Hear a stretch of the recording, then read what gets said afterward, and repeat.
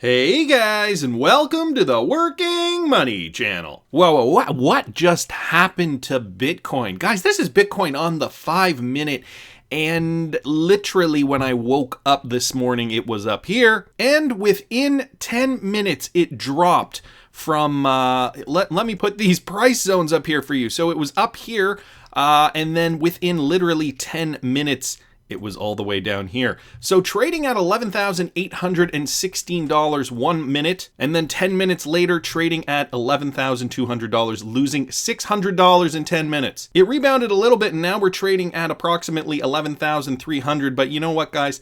This just shows you how fragile the crypto market still is. Nevertheless, there is still enough momentum for Bitcoin to prove that we are in a bull market. I know I did a video just yesterday suggesting that. Here is the video here. I will link it in the description. We are making higher highs, higher lows. And despite this, and this is a perfect example of what I was talking about yesterday, if you guys didn't see the afternoon video yesterday, this is a perfect example of this. If you look at this in the micro time frame, it will drive you crazy. And same with XRP, right? We saw a bit of a dip, 30 cents. And I don't know if you can see that wick, but that wick goes all the way down to here to 0.281 cents and then bounce right back up.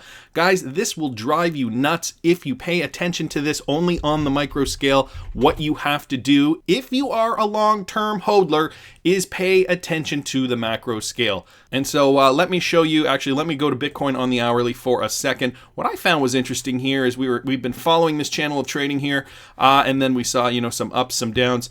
But Bitcoin hit a low on August 6th of the same price of 11,200. And then, miraculously today, within the last 10 minutes or so, it bounced right off that level of 11,200. This goes to show you that there are certain psychological points, price points, that traders find desirable to buy at and sell at. I mean, you can't really demonstrate it better than this, right? 11,200, then the bounce back up. Same thing here, 11,200, bounce back up. Quickly, Bitcoin on the daily. Let me just show you that. And so, guys, let me get rid of these lines. We are still making higher lows and higher highs. So despite what you just saw within the last 10 minutes or so, look, the trend line is still suggesting higher lows. Okay, and the highs, of course, higher highs. We need to break this high, though, to keep the trend momentum going. So that is 13,900 approximately to keep that bull momentum going up. But guys, we haven't gotten lower than this low here, which is 9,100 approximately, or 9,000. So a great illustration of what I was trying to explain to you newbies yesterday. Some of you guys get it. Some of you guys are just frustrated because you're not rich right this second. You thought your crypto investment would make you rich by now, and you have to wait. Boo-hoo. Don't follow the microtrends if you're going to get triggered.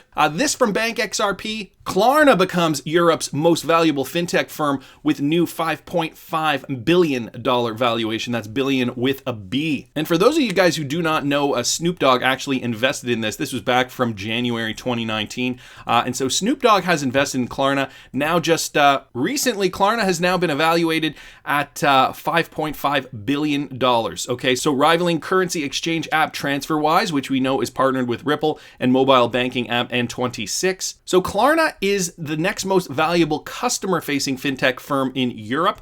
So they are customer-facing. They are not really competition with Ripple. Ripple is a company that focuses on the client end more than the customer end. So they will license technology to companies like Klarna in order to give companies like Klarna a boost against their competitors. And so I think we'll start to see companies like Klarna and others start adopting Ripple technology as the months go on, as they start seeing more clarity in the regulation, and as we start seeing more of their competitors start using the cryptocurrency blockchain technology, right? Because you can't beat them this way. If their competition are going to be settling payments in seconds, and their competition are going to be taking more time to be doing that, you're going to eventually have to compete with the companies using Ripple technology in order to just even stay at the baseline par to conduct business. That's not even to say all those other things that you will need as a company to have an advantage over your competitors. This here, Ripple, UK regulator signals XRP is not a security. So this is great. From the UK has issued guidance indicating stating XRP has non-security attributes according to Ripple. So this was referencing that interview that we saw the other day from Michelle Bond, and she touched on it briefly, but here's a quote. According to the paper, tokens may have mixed features that may overlap with the above categories or change over time. So for example, Ether can be used as a means of payment, exchange token on the Ethereum platform, and can also be used to run applications, a utility token. XRP has similar features. So this is great because there is a class action lawsuit that was filed several months ago now, maybe even longer, a year ago or so. It's an important distinction for Ripple, which faces a class action lawsuit in the United States, with the plaintiffs alleging that the San Francisco-based company violated state and federal laws by selling XRP as an unregistered security. A lot of that had to do with a lot of people just getting really upset that they lost money on their investments. I think one of the guys put in something like $500, and he was left with maybe under $100 or something, so he lost $400 and some odd dollars. Like, come on, like, this is small potatoes, guys. I don't know why anybody would want to waste their time with something like this. Anyway, some people are just going to be that way, and there's nothing we can do about it. I saw this from Oddstats on Twitter. That's at Oddstats on Twitter. Yeah, can't effing imagine why a generation of retirees would have a higher net worth than a generation of unemployed Uber baristas. I like that. Not that I like what's going on here, but I like how we put it. Unemployed Uber baristas. That's kind of funny. So here's the average net worth of people of the age range 20 to 35. In 1998, somebody between 20 to 35 had an average net worth of about $103,400 compared to 20 years later, or 21 years later actually, 2019, $100,800. Compare that to the age range of 36 to 51 with roughly $377,000 compared to $509,000. But then you compare it to the baby boomers, 52 to 70, with $747,000 compared to $1.2 million, and you can see the discrepancy just keeps growing. And now we're actually seeing a lower amount of average net worth for the millennial generation between 20 to 35. And the reason I bring this up is because it's important to remember that there are opportunities out there if you're willing to sacrifice a little bit. Okay, cryptocurrency is going to be one of those investments that has already made a lot of people really, really rich. And I believe there's still opportunity in the crypto space. We've been talking about Bitcoin. We've been talking about XRP, real world utility. And again, guys, this takes time. People do not build their wealth instantly. I think in a lot of ways, though, cryptocurrency will build that wealth more quickly than a lot of these traditional ways that we've seen baby boomers and perhaps part of Generation X building their wealth over time. We see even Generation X, the difference is larger than millennials, but much less than the baby boom generation. So we're starting to see this really affect generations over the years. And what will the next generation have? Will it have even less than millennials? Will we be able to save even less? Will Generation Z be able to save even less than that? Interesting. I've told my brother, he is part of Generation Z, he's a lot younger than me, to invest in cryptocurrency, XRP and BTC, baby. And he has. So we'll see where he stacks up in 20 years. Finally, this from XRP_Canada. Great guy.